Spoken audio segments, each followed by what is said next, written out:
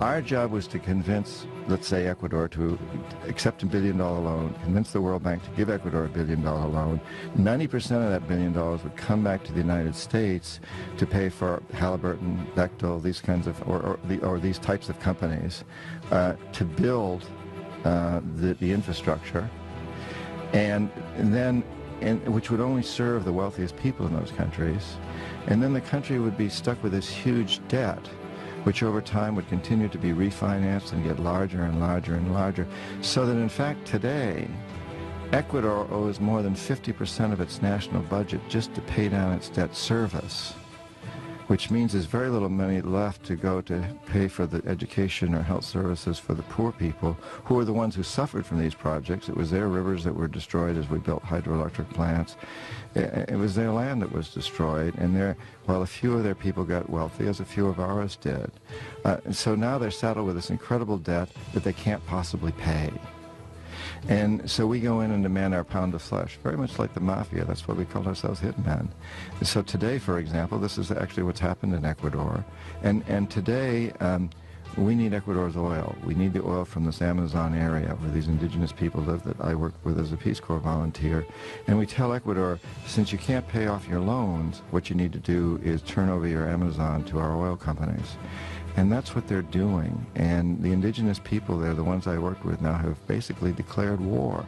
They said, we're not allowing these oil companies to come in. We're going to fight to the very last man if we have to. It's a terrible situation, and what it is all about is building empire. We've done this in every country around the world that has resources that we covet. Often this is oil in places like Indonesia, Nigeria, Ecuador, Venezuela, Colombia, so many different places, but sometimes it's other resources. For example, in Panama, it was the Panama Canal. And in this process, we've managed to create the largest empire in the history of the world, and we've done it largely without military might. It's been done primarily through economic hitmen like me. Now, when the economic hitmen fail, as we did in Panama with Omar Torrijos, and in Ecuador many years ago with Jaime Roldos when I was there. When we fail, the jackals are sent in. And these are CIA-sanctioned troublemakers. They will try to foment coups in a country. They'll try to overthrow the president. If they fail, if they're not able to do that, then they'll assassinate him. And Jaime Roldos of Panama, who was not overthrown, so he was assassinated.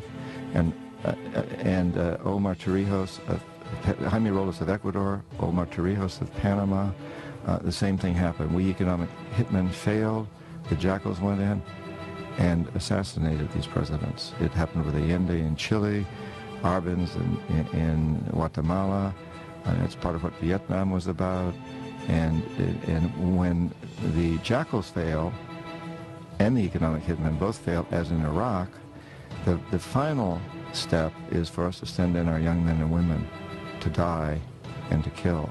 And that's what we're doing in Iraq today.